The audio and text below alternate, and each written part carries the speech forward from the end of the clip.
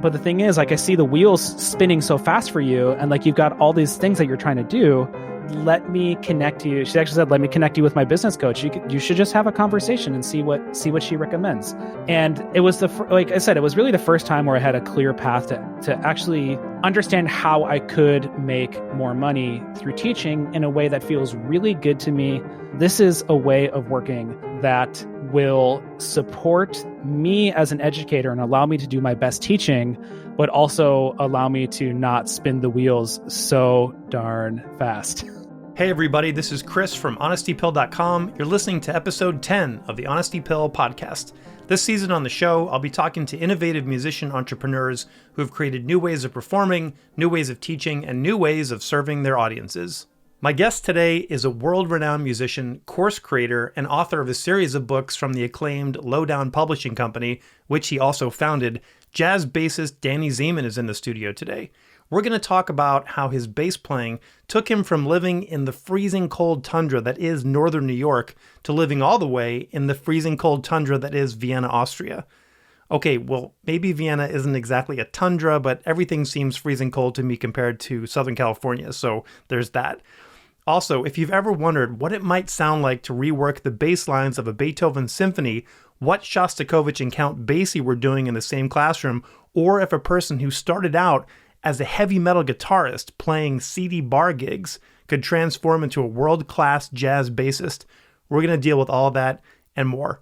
You're even going to find out exactly what is fermenting in Danny's pantry right at this very moment. Okay, so turn the treble all the way down and the bass all the way up, because it's time to talk with Danny Ziemann.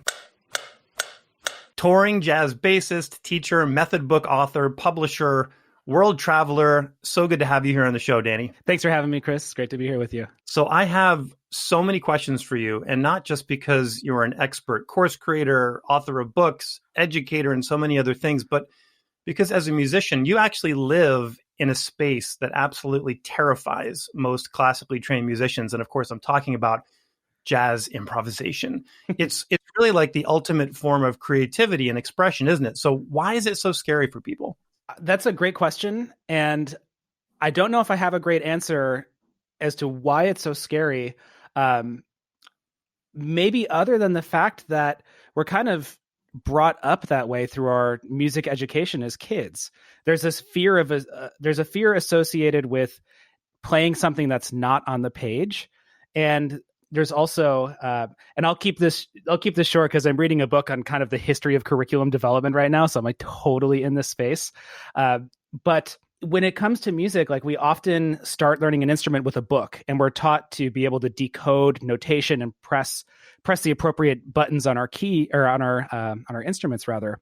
And so we actually bypass the part of music that like really gets to the heart of creating and improvising, because we're relying on our eyes, and that repetition over time instills a sense of fear where it's just hard to get away from what's on the page and hard to feel like we can be creative when we have all this space to be able to really play whatever we want. Yeah, I think that's an interesting point, is how we start. And I remember, I don't remember learning anything by rote when I was first learning the trumpet or the piano for that matter.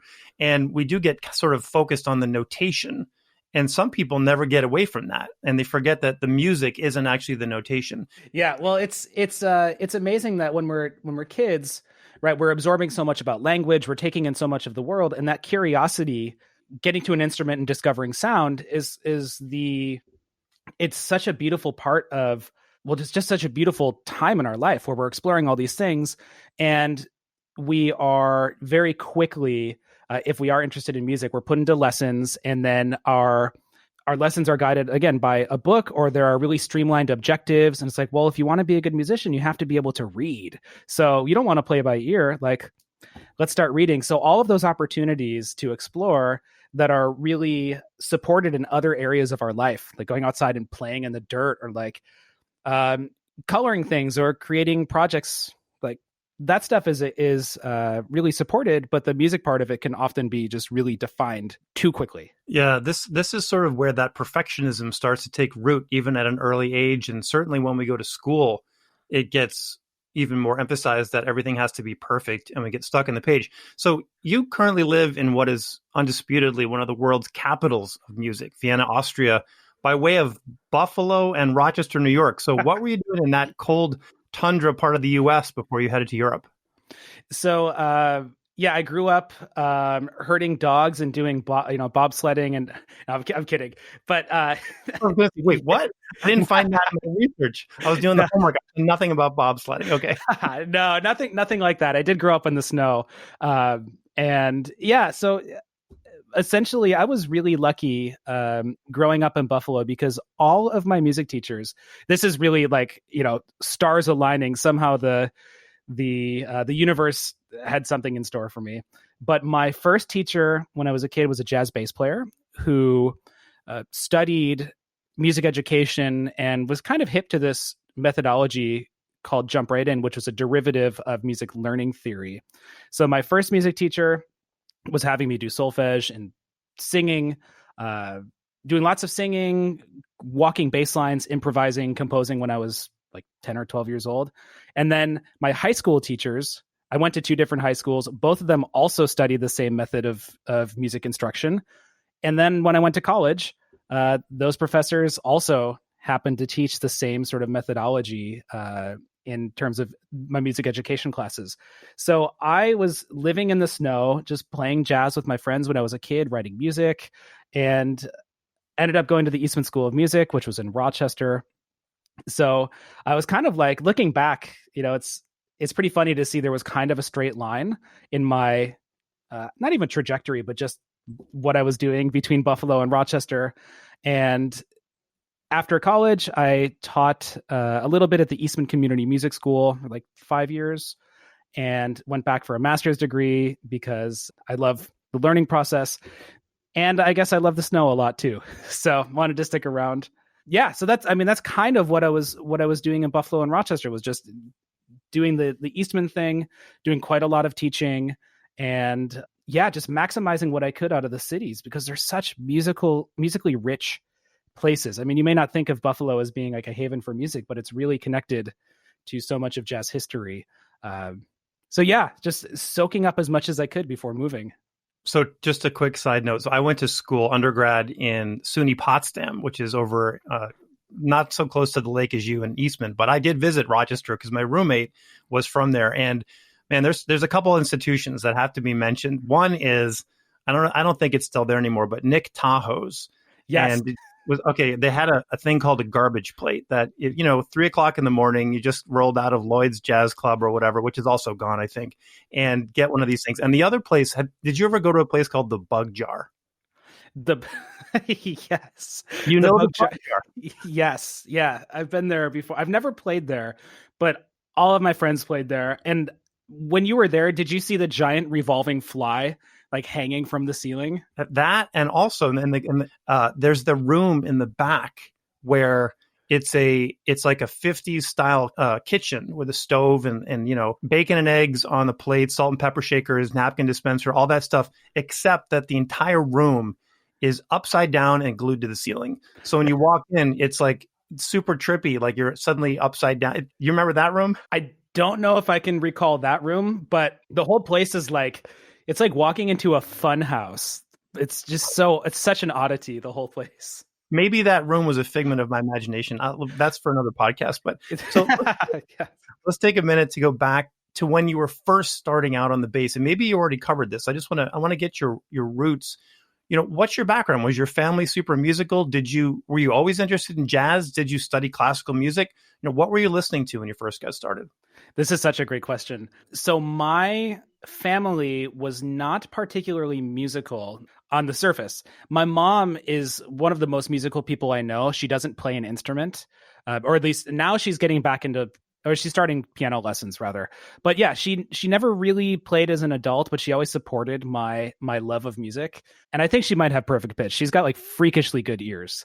So she always supported my love for music. And, I started off kind of playing guitar. And then when I was in elementary school orchestra, I was like playing the violin because my sister played it. I was like, I want to be cool like my sister and play the violin. And then my teacher asked me if I would switch to bass. I was like, yeah, okay, I guess I'll play the bass. And from there, I started sort of the standard course of music education. I got the Essential Elements book, and I was learning my scales and everything. And then I met my private bass teacher. And this is where it got really interesting, because I led a dual career, or a sort of blossoming dual career, as a heavy metal guitarist. Wow. So it's not really a career, but when I was 10 until 15, I was obsessed with metal guitar. I was convinced that I was going to be a virtuoso. My first concert was Metallica when I was 12 years old. It's like shocked my parents, let me go and see them. I actually used to play at this metal club when I was like 13. My parents would have to escort me to like the less than safe neighborhoods in Buffalo, because they like wanted to see me succeed with what I was enjoying. So there was one moment where my bass teacher rather sat me down.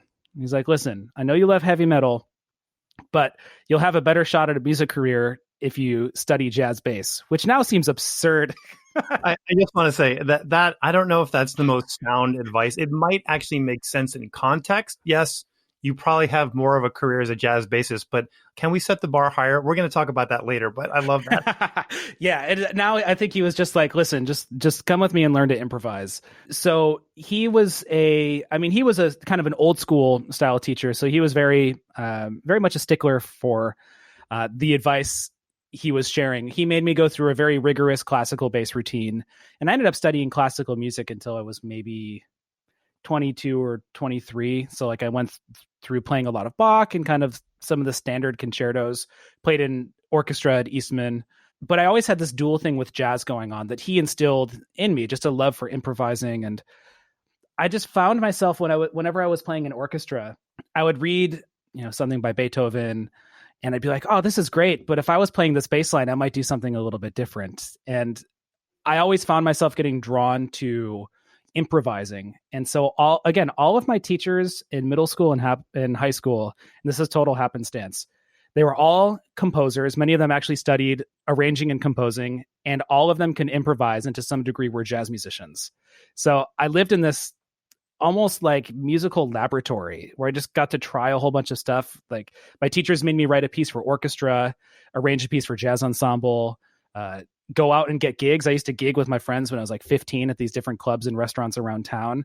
And they were pushing that as early as my teenage years.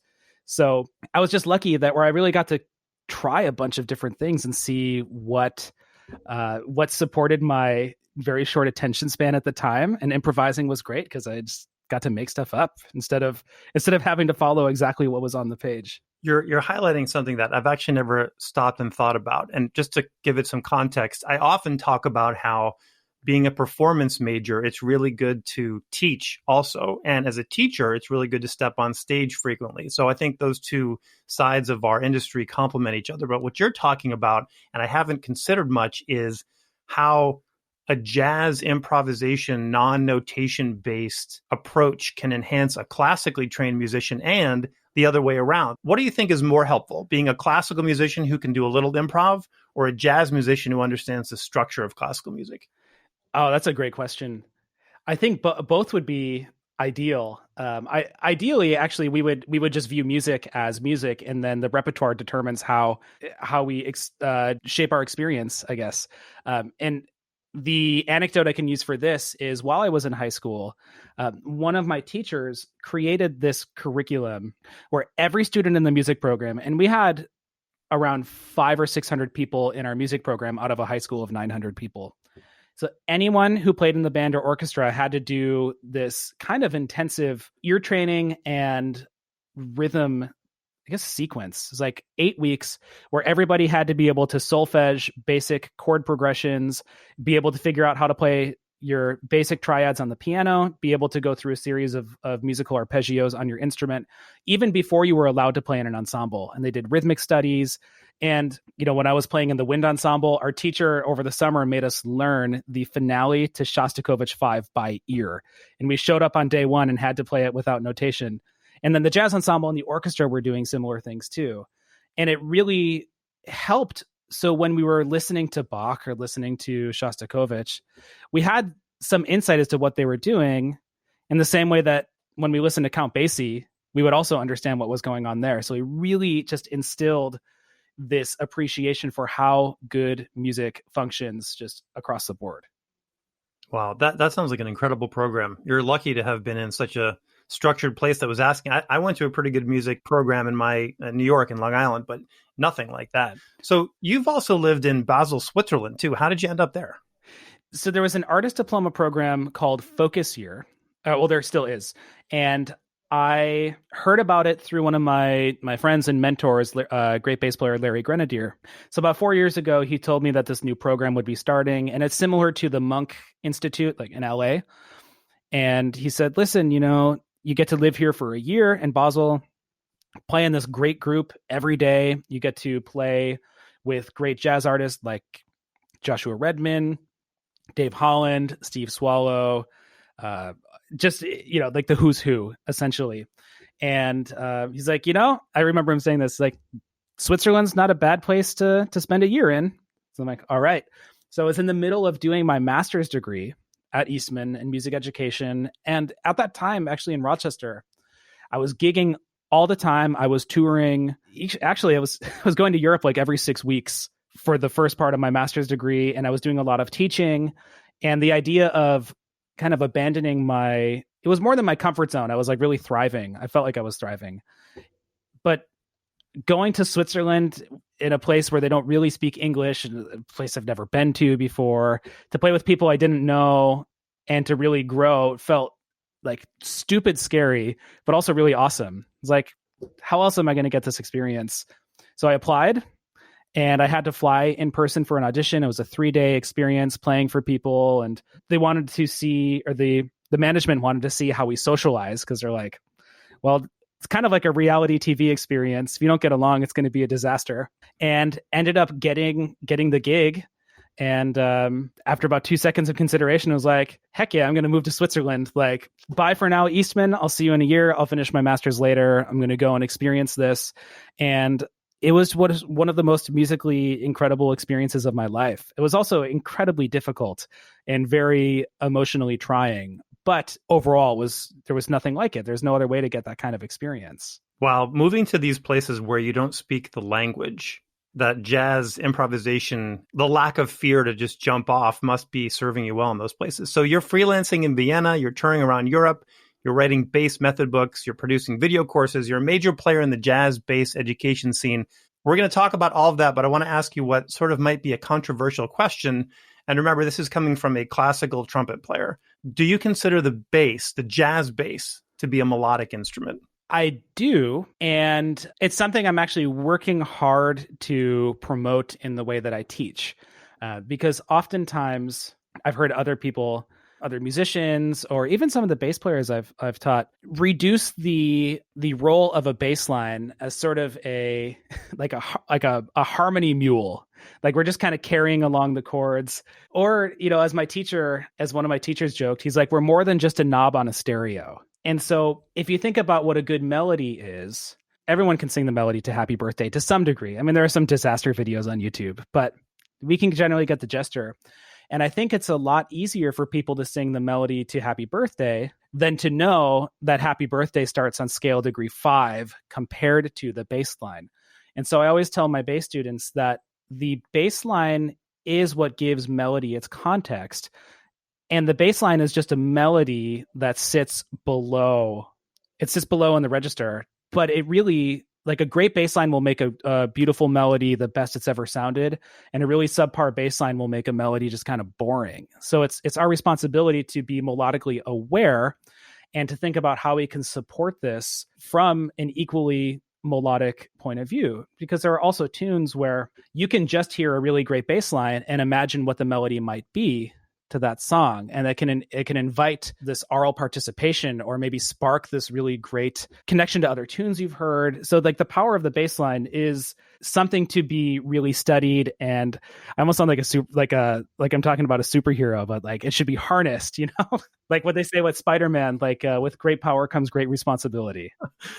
There's so many stereotypes about our instruments, and they're specific to the genre. I think trumpet players, there's a great quote, like, of all the people who have died listening to an orchestra performance. Most of them died during a trumpet solo, and most of them were glad to go.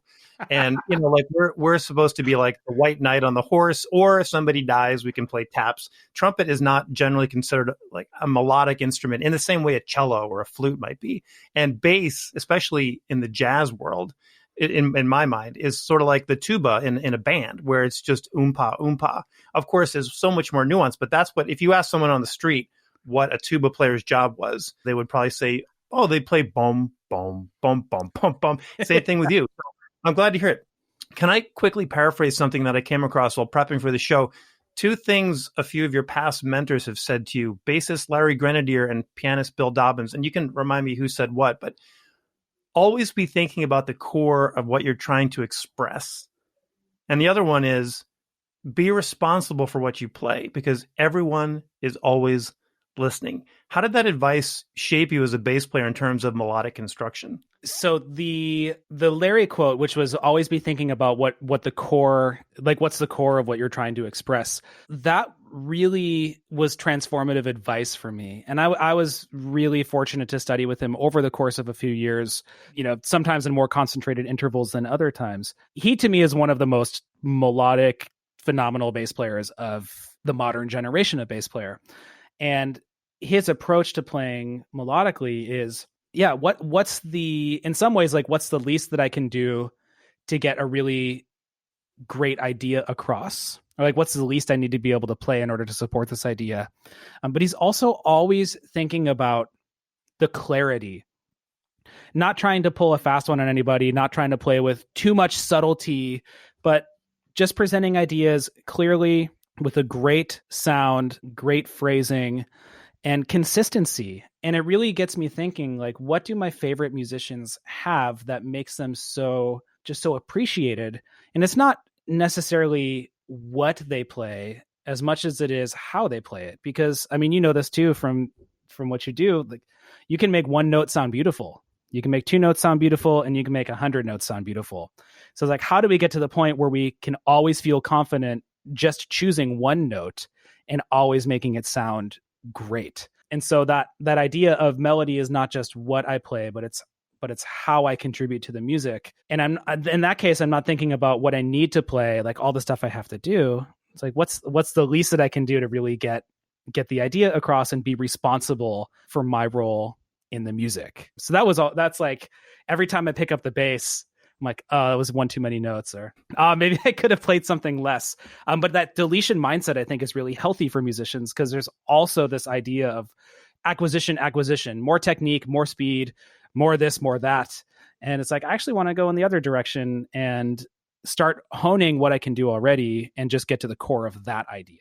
There's a direct parallel in audition strategy coaching that I use with what you just said. That deletion mindset is when you go to an audition and you hear 30, 40, 50 other musicians warming up and playing circles around you technically, and then suddenly you find you're the last one standing at the audition, because so many musicians don't understand.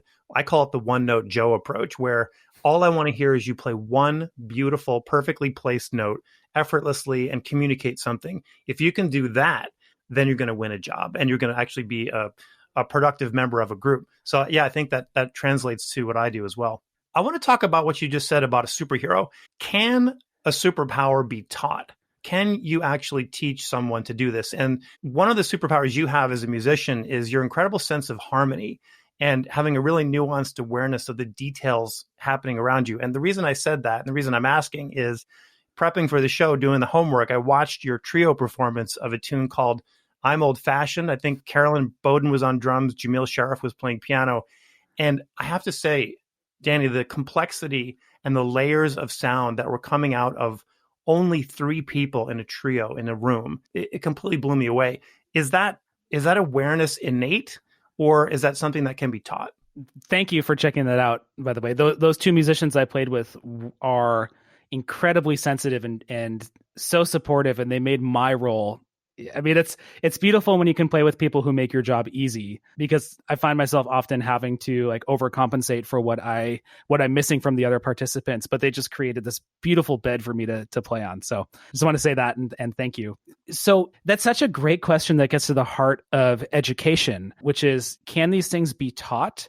And should we be teaching to people's strengths, or should we be trying to find their weaknesses and teach that to support them and have that sort of growth mindset in that direction? Well, so first off, I'll say I think these things can absolutely be taught. I think it's also dependent upon when you're exposed to them, what your goals are, and just in what situation you have to be able to explore practicing these things. In terms of my sense of harmony, I have always been the biggest harmony geek. Like, absolutely, in a parallel universe, I would actually elect to be a piano player. And I find myself sometimes practicing more piano than bass just because I love the way that things move and trying to figure out the different combinations of voicings. And that to me is like, it like sets off fireworks in my head when I'm listening to, Bach. Like, Bach and Ravel are my desert island two composers, because there's just so much information. It's just so beautiful, the fabric that they create. So I'm naturally drawn to that, and I give myself permission to be able to explore some of those things in my practice because I know that it's something that I'm sort of innately driven by.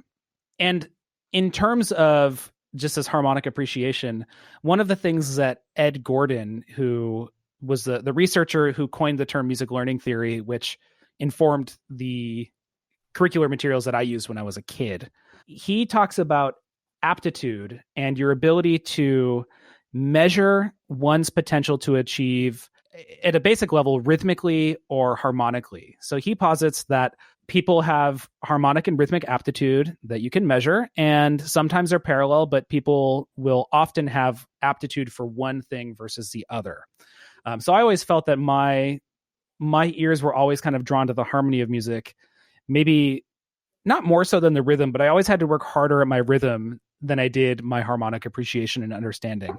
So that's also something that when I realized that, I was like, oh, okay, cool. Like, this makes sense. I'm naturally inclined to go this way. So that's what I chose to dive into. So it was supported by the research, and also just for me, like, I have to love something if I'm going to practice it. So I found something that I was really drawn to and found a way to create this. Found a way to create a system for me to really be engaged multiple ways in the harmonic area. I'd love to switch gears and talk more about the learning side of things for a minute. How do you take what you know is important as an educator and connect it to what people actually need and help them get excited about it, especially in something like a book or a pre-recorded video? So if you asked me 2 days ago, I might give you a different answer, but I'm actually reading probably the driest book. Well, no offense to if the author happens to listen to this, it's pretty dry though. It's like philosophy of postmodern curricular development. And so ultimately, like, if I was to boil up all of my goals as an educator, it's to try and meet the student where they're at. So find what really drives them and motivate that and inspire that, develop their intrinsic motivation while also finding ways to sort of place my goals for them in a space where they have the opportunity to achieve success with their innate goals and my innate goals. So that's already complicated enough. And then trying to do that in a book where it's a one-way relationship, where you have to create something and imagine who the reader might be, use language that accounts for my assumptions about who they are and maybe what they know already. Like, if I say, oh yeah, just play a sequence. For us, we know what a sequence is, but the person reading the book may have never heard of that before. So I have to be really careful with my language and try and create opportunities for them to have success in reasonable increments or reasonably placed moments in the book, so they don't just give up after like page 10. So that's kind of the puzzle and the joy of what I do. It's just trying to distill, again, all of those points into one just one cohesive unit, whether it's a book or whether it's a video course or working with people one-on-one. So I know I digressed away from your original question, but that's something that I'm thinking about all the time, is like, how do I balance all of these? It's so hard to do because we know what we think our students or our clients need. But what the thing that you figure out, that I figured out anyway, is when you actually get with someone, they're bringing their experience, their method of learning, their viewpoints, their insights, their fears to the table as well. And it's really hard to create something static that connects with everyone and answers and meets them where they're at. And that's why I think, and we'll talk about this in a minute, creating resources like this are great as add-ons to helping someone walk through that experience with you. And that, I feel like for the people that I've worked with, that's where the real transformation happens. So there exists this organization that is a 100% musician-run independent publishing company that creates high-quality teaching materials that are rooted strongly in research, meaning they actually deliver actual results for musicians. And I'm speaking, of course, about your creation, Lowdown Publishing Company, which has been described as the music teacher's Swiss Army knife. And by the way, can I just take a moment and say how awesome it is that all the bass players have like taken ownership of like the low octave branding names, like Lowdown. I love how you guys have just embraced that. So can you tell me a little bit why you created Lowdown Publishing Company and what's the mission there? Yeah. So twofold. One was because as I continued to create my books and different materials for students to use, I was a little bit kind of frustrated by the lack of resources available for music educator publishers. So if I decided, for example, to write a fiction book in, I don't know, science fiction or adventure, there are so many companies out there that will kind of walk you through the process of how to publish, what to look for in an editor, all the steps to take to get you really comfortable. In music education, there are far fewer resources that I am aware of that help musicians go through the same process comfortably. And I know for a fact, every music educator I know probably has a great idea for a book. I'm sure you have a great idea for a book. And it's just quite difficult to know what steps to have to do things in or what order to do things in, because there are all these other considerations like, oh, notation. Oh, well, do I write this first and then do the notation? Do I write it all on the computer? Who do I find to actually edit the notation for me? And also, where do I find editors that are also great writers or editors that are also great musicians, rather, that have this intuitive understanding of what I'm trying to get across and know how to phrase it properly. So this company is almost like a co-op of great educators and musicians who come together and create opportunities for music educators who are interested in publishing books to basically get coached through the process and have all of their questions answered, quash any fears they might have, and really just help them deliver the best product possible. So there's that. And then also there's just the part of it is the legal side of it. Like I want to create a structure that will separate, we're getting into business now, but separate me from the resources that I create and just, have it be kind of its own standalone institution, I guess, in my life. How did you research and organize all this? I mean, we've talked about knowing if something is going to be helpful, but how did you put all this together? Most people don't actually make the leap into, wow, there isn't this resource. I think this thing should exist in the world. And then they sort of walk on and say, oh, well, how did you put this together? I know you've been reading a book about the history of curriculum development. Is that kind of what got you started?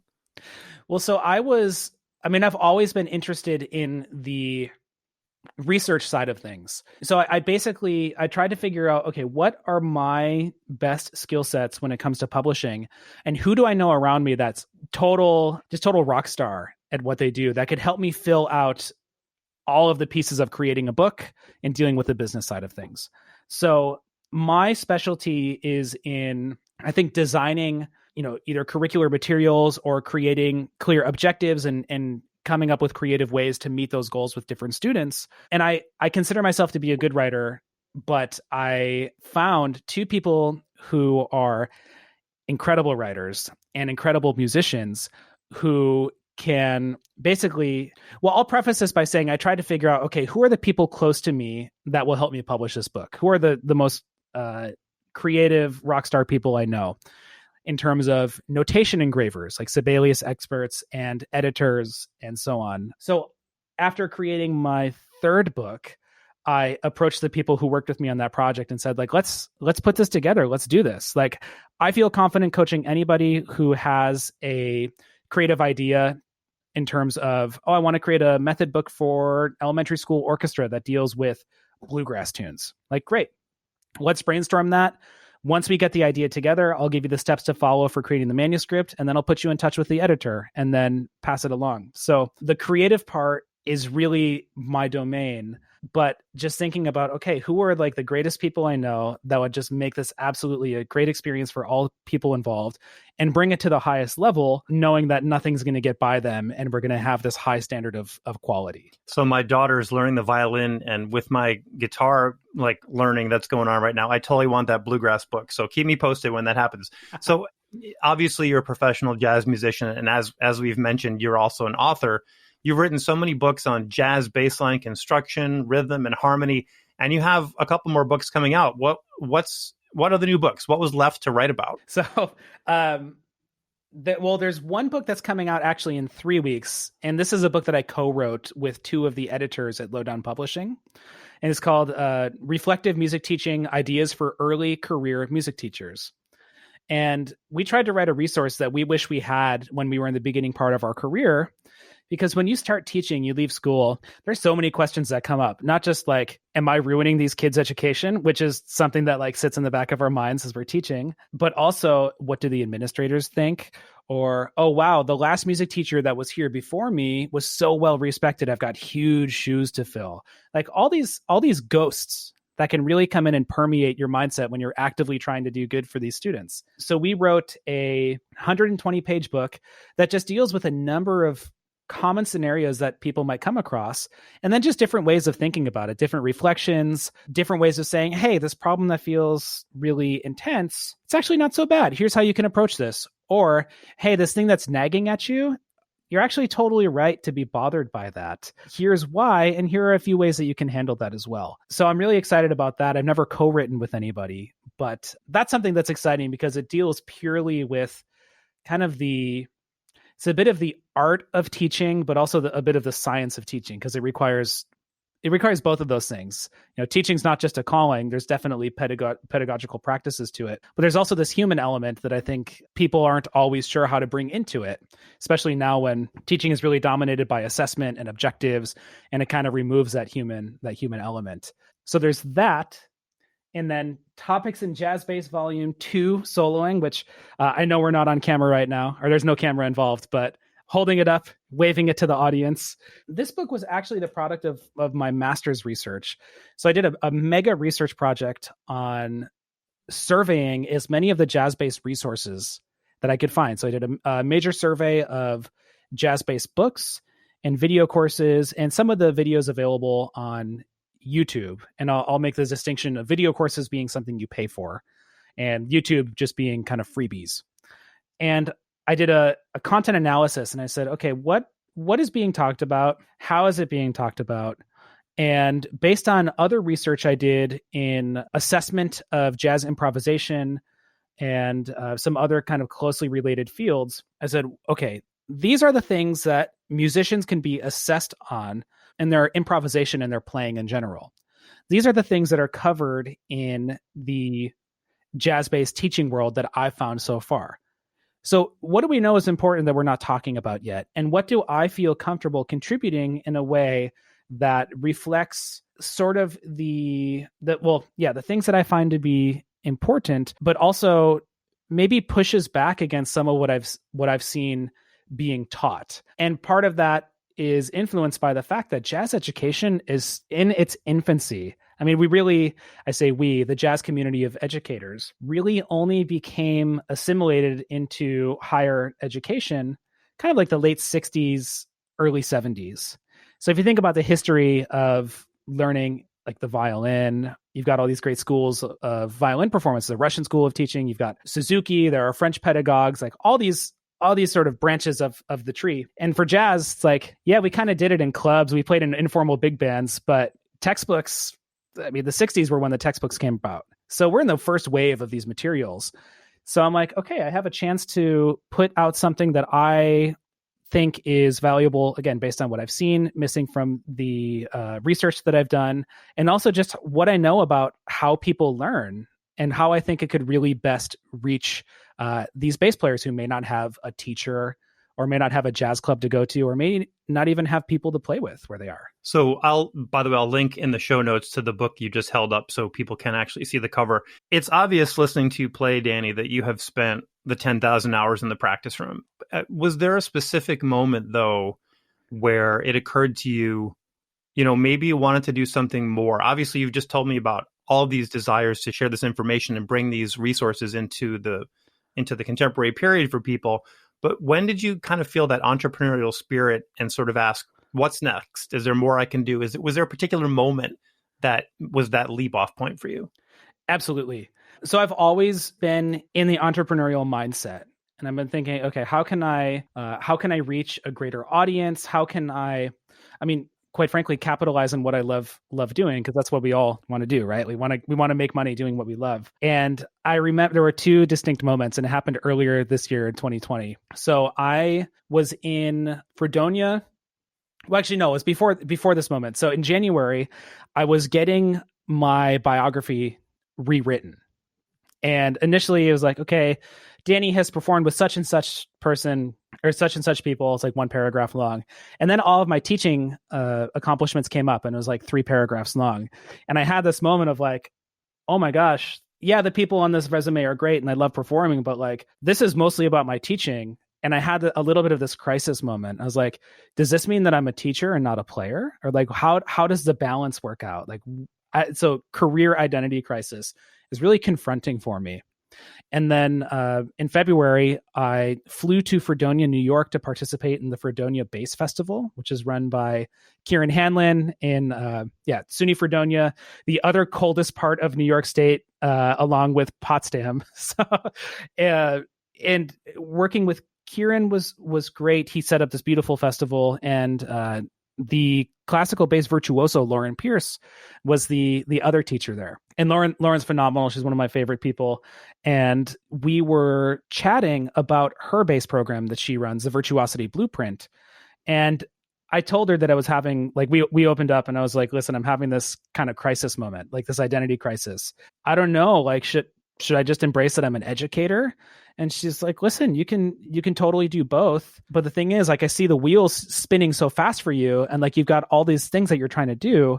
Let me connect you. She actually said, let me connect you with my business coach. You should just have a conversation and see what she recommends. So that's when I had a conversation with Jennifer Rosenfeld.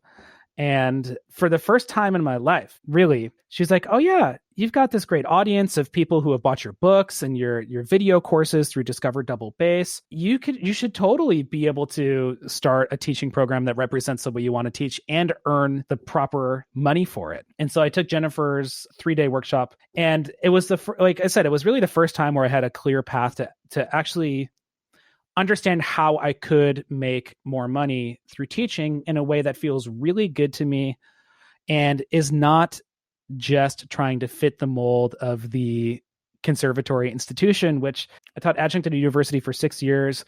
I was fortunate to teach at the Eastman School of Music for about 6 months or for a semester. And it was amazing. And then I was like, yeah, this is great, but I want to be in charge of everything. Like, I want to teach the ear training. I want to teach the technique, the tune learning. Like, what's my dream university? And through working with Jennifer and then seeing other people, I mean, like yourself and Nathan Cole, who created really fantastic programs, is like, this is a way of working that will support me as an educator and allow me to do my best teaching, but also allow me to not spin the wheels so darn fast.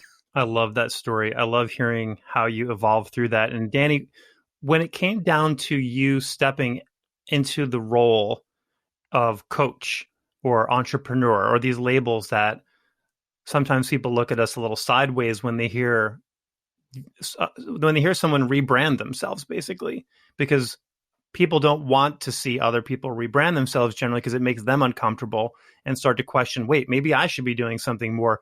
Was it difficult for you to believe that this is something you could do, something you should do, something that people might actually want to hear what you have to say? I guess what I'm really asking about is imposter syndrome. Absolutely. I had so much of that. I had to work through a lot of it. I talked through a few of my trusted mentors. I'm always sharing how I feel with people who ask, like, hey, how's it going? What are you up to? I'm always letting people in on it. But I have my sort of closest circle of mentors and people where I can go to and be like, listen, I'm thinking of trying this new thing and I'm kind of scared about it. Like, can I just like word vomit at you and get a reaction of some type. And everybody was like, yeah, what you're talking about sounds amazing. Like, I wish I could do that program, or I wish I could have those types of outcomes. And so as I was going through this imposter syndrome, I got the right pushes along the way from the key people who would not lie to me to make me feel good about this, to really support where I was going. So I still have to remind myself that what I'm doing is, I'll rephrase that. I still have to remind myself that I am capable of doing this. I believe in the power of it. I still have to remind myself that, yes, I am the person who is able to charge this amount of money for the experience. I have to trust in my expertise. And I think that's going to be a constant reminder throughout my life. And I think that's actually a good thing. You know, I don't want the surgeon who's like so relaxed, like, yeah, whatever, it's just heart surgery. Or the pilot who's like, yeah, whatever, like, I'm just flying a plane. It's like, no, I think it's good. It's good to have that mindset where you're still, you have almost this reverence for yourself and what you're doing, I think is important. So I'm leaning into that, and I'm finding that I'm doing my best teaching and my best entrepreneurial pushing at this point. And fun fact for anyone listening who might be thinking of taking a leap like this, the imposter syndrome never completely goes away for anybody, unless you're a narcissist or a sociopath of some kind. It's something that's always on your shoulder, and we kind of learn how to morph and flip it. I was just thinking while you were talking about, what would I be more terrified of before I started my business? Standing up in public and improvising in a jazz idiom, or setting the pricing for a group course? What would make me more uncomfortable? And 3 years ago, I would have said, setting a price for a group course, I'd rather play the jazz. And now I'm like, oh, I can totally price things. I know what things are worth. I know what my value is. I'm comfortable with that. Still not so sure about the improv thing. So all of these, I guess I need to read your book. If it's applicable to people who play treble clef instruments, I'll have to jump in there. Yeah, so all of these amazing ideas don't really mean a thing if you can't find a way to get it out there and create a way that people can actually connect and ingest the information. So let's talk about your program, the first called Bassist. What made you create something like this? Have you ever done anything like it before? What was the process like? So I had never done anything like this before. And I was really just thinking, what's the dream program that I wish I could create, where all of the outcomes I wanted for my students were possible through the classes I designed. One of the frustrations that I came up against was that no matter who I was teaching privately, whether it was at the conservatory or adult learners who were beginners, there's always this nagging thing in the back of our mind. Where are the students going to learn technique? You have to teach them technique. And so in a 60-minute lesson, it's like, okay, 10 minutes are just like hanging out, saying, hey, unpacking and packing up the instrument. 10 minutes are warming up. Another 20 minutes might be looking at repertoire. And then I can do maybe a little composition or like 5 minutes of ear training. When it's like, I really wish I could give everyone an hour or 2 hours a week of this ear training, and then do all the stuff that we're learning in ear training, but apply it to the instrument, and then listen to music and talk about what we're hearing and make all these really broad connections that just kind of fall under the umbrella of music. Like, what do bass players need in order to be able to play at a high level, or what can they do, the ones that play at a high level? And the ultimate goal for me is to be able to listen to a jazz standard once and learn all of the chord changes. So the second time the tune comes around, I'm able to participate. All of my heroes can do that. That's a standard I've set for myself. It's a standard that's helped me get gigs with some of my heroes. And it's something that I wish for in all of my students. It's like, okay, so what would I have to do in order to make that a possibility for them? It's like, well, toss out the technique worries and create a course that actually can deliver some of those outcomes. So that was the message that I settled on. Like, I want students to be able to listen to a jazz standard once to learn all the chord changes as really a step to facilitate them getting better gigs with the top musicians wherever they are, the first call musicians. And in terms of getting the message out, I really dove deep into my network of bass players and musicians. So I advertised through the International Society of Bassists organization. I led a 3-day workshop, about 2 hours each day, where I set the standard in the first 10 minutes. I was like, hey, how many of you would feel how would you feel if you had to learn a tune or play a tune on a gig that you never had heard before? And I got all these answers like, oh, I'd be terrified, it'd be scary. I'd go to the bathroom, I'd set my bass down. And I was like, great, let's do it right now. And we did it. And I gave everybody tools to be able to learn the tune by ear. And by the end of the workshop, I had so many people writing me saying, I've never been able to do this until now, or I never even knew this was a possibility. Like, you transformed the way that I will be able to hear music. So it was really exciting. It was like proof of concept. And I just invited everybody I knew through the major organizations and through my circle of bass players and former students. And the feedback I got was so encouraging. And then when I launched my 6-month program, I had something like 80 people register for calls to learn about the program, and ultimately 20 people sign up for it. So it was like just really, it just really showed to me that my idea was not crazy, and bass players are excited about that opportunity to get away from the page. Because I think most musicians, similar to what you were saying, getting up in front of an audience and improvising without sheet music, I think even for many people learning to play jazz, that's a terrifying concept. So all of this was just like, I mean, there were difficulties along the way, but it was definitely just great proof of concept. And it got me excited to be in contact with so many bass players who were just inspired by this. Let me ask you a rookie classical music question. When you say play a chart that you'd never heard before for the first time or seen before, is this in a performance setting or a rehearsal setting? Performance setting. So actually, if we have time, I can share with you a very quick anecdote. Yeah, please. So this was crazy. It was during my master's program. I had a weekend gig in Singapore. So I had to fly for 24 hours to get there I left on a Wednesday and got to the gig. Well, I got to Singapore Friday morning. Immediately, went to go take a nap, woke up 10 hours later, right before sound check, got to the gig, and my band leader's like, okay, there's a special event we're playing tonight. This is with a swing dance Lindy Hop band, by the way, 9 pieces. It's like, we're playing this special event today. There are 7 or 8 tunes that we have to play that you've never heard before. And so he's like, okay, this one's an E flat. It goes to the 4 chord on the bridge. You'll hear it. And on the gig, he just started playing the tunes, and he was like, yeah, I know you'll be able to hear it. And that's something that he's done a lot with me. Just sometimes he even tells me, he's like, yeah, I'll just start playing the tunes. I won't even tell you the key because I know you'll just be able to get it. So that's common. I'll have people who play tunes that I've never heard before in the moment of the gig, and I just have to be able to hang on it or be able to hear ahead to where they're going. I had this vision of you walking onto the stage of Walt Disney Concert Hall in a set of tails with no score and a baton in your hand and telling the Los Angeles Philharmonic in front of a packed house, we're going to play a tune you've never heard before.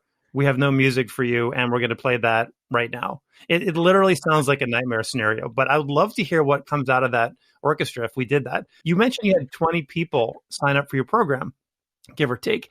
So let's talk a little bit about the process of how you actually enroll someone into a program like the First Call Bassist. Do people just line up at your door? How do you kind of get people enrolled and on board? And how do you sort of identify who isn't a good fit for these programs? So with the workshop on the last day, with a 3-day workshop that I ran, on the last day, I pitched my program and just created a vision of where people could be if they had the right type of mentorship, and just, really solidified the idea of, listen, you can take these skills that I shared with you, you can take them and they will absolutely help you achieve your goal.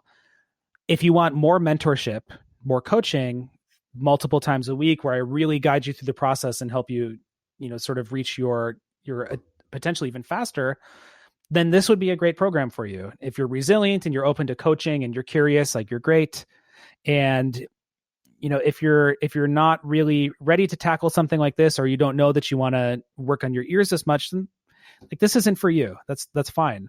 And so initially I had about 30 people sign up for calls, and then they started to trickle in I reached out to a number of people who I thought would be good fits for the program.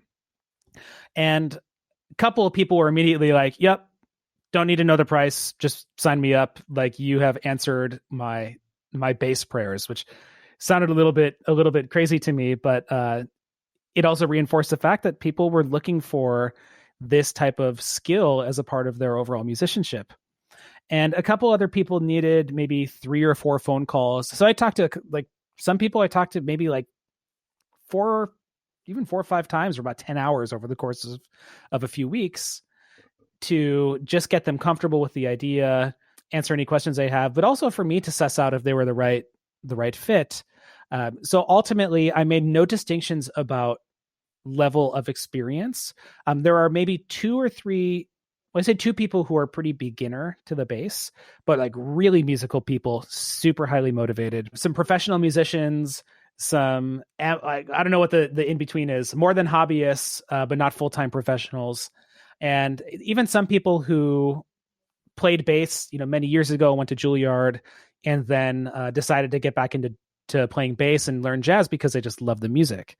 So for me, I was really just trying to find people who would be open to coaching and willing to do a 6-month deep dive into something that will likely not show its progress until the very end, and is not a traditional way of learning, and is not focused on technique, and really doesn't talk much about theory. So like all the things kind of plague music education in a way, that procedural knowledge of how things work, but don't necessarily translate to actually being able to do something. So I made that very clear to everybody. Like, listen, this is a new way of learning. You may be uncomfortable, but if you're willing to lean into it, like, you're perfect for it. And I found my dream crop of students through those conversations. That's fantastic. And yeah, leaning into the long game is an important thing to notice when you're talking about doing something like this program, because the results will come, but it does require, like you said, the ability to let go of your limiting assumptions, to have some faith in yourself and the ability to do something maybe you haven't done before.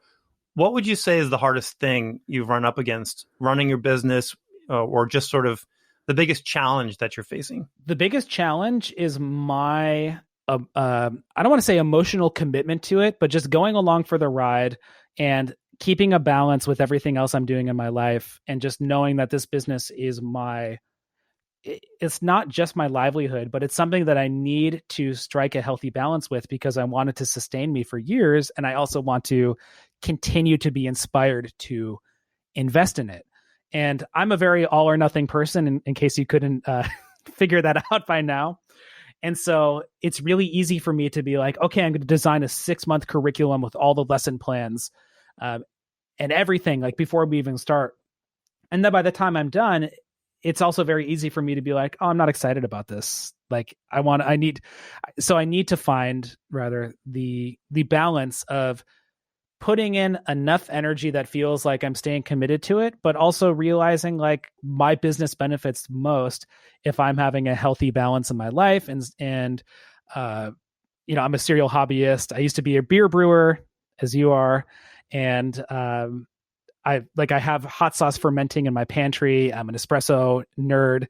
So I'm like all about trying to find these little hobby gardens that I can grow to help sustain the sort of long haul business trajectory that I'm on now. That's what's quite tough for me. So that you bring up a really good point about staying motivated. So how do you stay motivated? What's your biggest source of enthusiasm? What's your why that gets you out of bed every morning to run this business? The feedback from the students and the clients in the program, it really just lets me know that what I'm doing is helpful. The fact that the space that I'm in right now for jazz bass is not very occupied with what I'm doing in terms of coaching. So knowing that there's a space for me to really thrive, and rather to keep on pushing to create something that's very helpful. And then also just the prospect of creating not even novel, nothing about what I'm doing is novel in terms of the teaching methodology, but just creating something that helps the community. Like everything I do is an investment in the community of musicians. Everything I do, every email I send out, every workshop I do, gets me in touch with more bass players who benefit from my materials. And I've had more conversations in the last 6 months from readers of my book and my video course than I ever have in the last 5 years.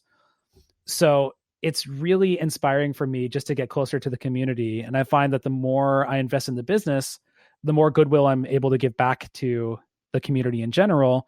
And the more I learn from that. It's like this really beautiful feedback loop. That's awesome. Yep. I have that same source of motivation in when my clients start to get clients and I can watch them light up. That is the biggest win for me that I can possibly imagine. So as a person with a very limited vocabulary in the jazz idiom, if there was one recording or record that you would love to see appear in everyone's collection, what would it be? And I guarantee you, whatever you suggest, my listeners are going to run out and buy it. So no pressure. I love that. So I'll give us kind of a softball, and then I have to answer two. I'm sorry. First one is Kind of Blue. I mean, that's kind of the classic recording. Everyone who's on there is sort of an icon of their respective instrument. So you can listen to that recording 100 times and find 100 different ways to appreciate it and learn something from it. But my favorite record for learning to improvise and just being drawn into the beauty of sound is Chet Baker Sings. I think Chet Baker, for me, I would say actually in terms of phrasing and sound, Chet Baker and Wynton Marsalis are two of my biggest influences. But especially Chet Baker, my gosh, it's like the way he plays the trumpet and the way he sings is just one voice. He is just the ultimate musician. He just embodies so much, such an organic approach, less is more, really following his ear and just, getting the most out of playing. This almost sounds counterintuitive to being a musician, but getting the most out of playing within his comfort zone, I think is such a great lesson. I love that you mentioned two trumpet players. There's a reason bass players and trumpet players get along so well. So maybe we can wrap up with this question. Danny, in a perfect world, what do you see yourself doing 6 months or a year from now? Having another program, not under my belt, but having another program just in the works, either launched or about to be launched, with a greater sense of confidence and even more enthusiasm for creating these educational methods. And ideally, I would have more people within not my network, my community, who I can talk to about creating really great teaching methodologies or how to inspire students and stay motivated, and just continue to bolster and support the people around me who are also succeeding. That's my ideal. Love it. I bet that's all going to happen. And I just want to throw this out there for you. If you want to come to LA at some point, we have so many things I could talk to you about, but I'm halfway through a solar powered electric brewery build with a friend of mine, and we should brew some beer when you get back. Also, look, Fredonia, Buffalo, Rochester, there are places in the world that you could live and flourish that are warmer. Like Los Angeles is a pretty nice place to be. Just putting that out there for you to consider. Hopefully we can connect and meet in person at some point. So thank you so much for taking your time today. I know this has been a great episode, and I think we should do another one because there's a lot of stuff we didn't even get to, but I'll let you go with that. That would be amazing. Thank you again for having me. It's such a treat to get to chat with you in this way. Awesome. Thanks, Danny. Talk to you soon. Thank you. Big thanks to Danny for taking us all around the world and way down into the lower octave here on the show. And I'm actually going to give you some really fun homework today. Take a minute, scroll down to the show notes, and go listen to Danny's trio play a few tunes. It will blow your mind and make you wish you could swing. And if you can already swing, then you'll wish you could swing harder. I know I do. Okay, that's it for me today. This has been the Honesty Pill Podcast, episode 10. You can find out more at honestypill.com, and big announcements are happening right now over there on the website. Be sure you are subscribed not only to this podcast, but also to the Honesty Pill mailing list to get special subscriber offers, alerts, and be the first to know about my new programs. All right, thanks for listening, everybody. See you next time.